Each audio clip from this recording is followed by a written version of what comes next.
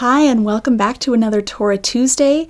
This is our second week in Genesis chapter 11, the Tower of Babel story. And today I want to tell you what I have learned from Gordon Wenham's commentary, his word biblical commentary. He points out how highly sophisticated this story is as literature. He points out some literary devices that the author uses to present the story, which you might have missed if you just skimmed through it. But if you sort of hunker down and read the story really carefully, especially in Hebrew, these devices are really obvious. Wenham says that this story exhibits a very rare example of a story that is both chiastic and has two panels that match each other. So a chiasm is like a literary sandwich. I like to think of it as like a sandwich where you've got bread on both ends and then peanut butter on both pieces of bread and then jelly in the middle. So if you imagine the story written like that, it would be A, B, C, B, A, where A is the bread, B is the peanut butter, and C is the jelly in the middle. So if you don't like peanut butter and jelly sandwiches, you can come up with your own analogy.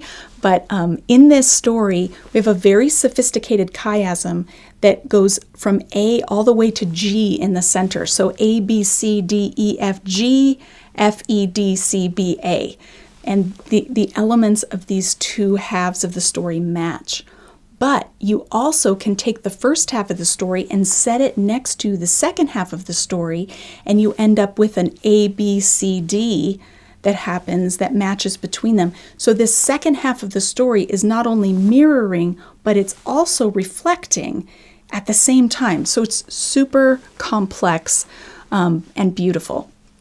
The very center of the chiasm, letter G in the chiasm, is the very beginning of verse 5. So Yahweh went down to see the city.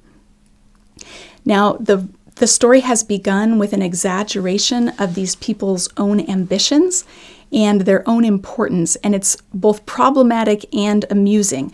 They have attempted to build themselves a city and a watchtower with its head in the heavens. They have high ambitions.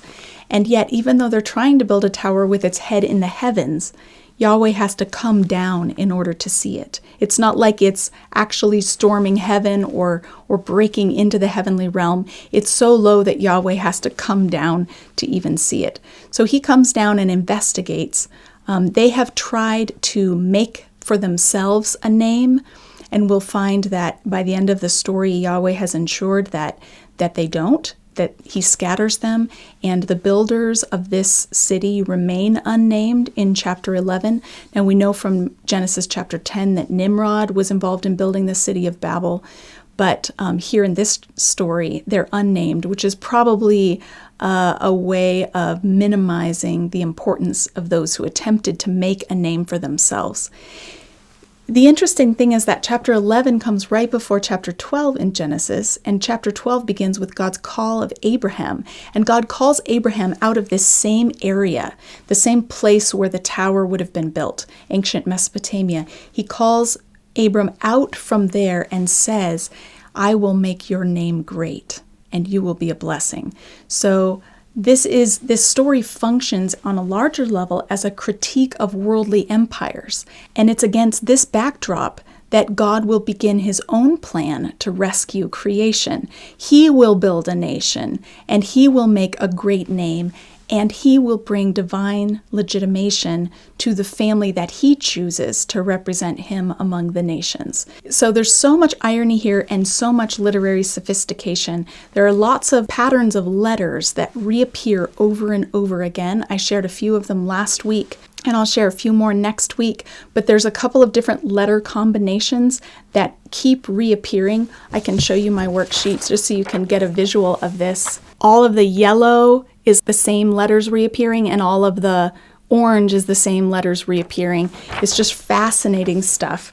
Again, it sounds a lot like Dr. Seuss, as I said last week. So next week, we'll look at another aspect of wordplay that's going on in this chapter, but maybe the food for thought for this week is, are you trying to make a name for yourself, or are you allowing God to get his work done with you? Are you surrendering yourself to participate in the work that God is doing, or are you taking the reins and trying to do things on your own?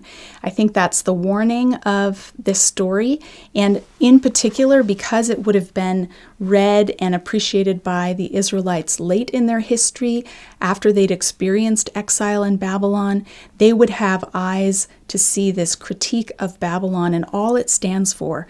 Worldly empires may seem big, but they're no match for God. He brings them down, cuts them down to size in this story, and that's what he continues to do even today. If you are familiar with my book, Bearing God's Name, Why Sinai Still Matters, you might be aware that there are resources in the back of the book that make it useful for small groups and discussion groups. There are discussion questions that go with each chapter, links to Bible Project videos, and suggested scripture passages that you can read. So if you've read it on your own, it's set up for you to read it again with a group. You might not be aware that I've also produced a series of teaching videos that go along with the book that are great to use in small groups or individually if you're so inclined. They're available with Seminary now, and I will put a link in the description below in case that sounds like a resource you'd like to access. Have a great week.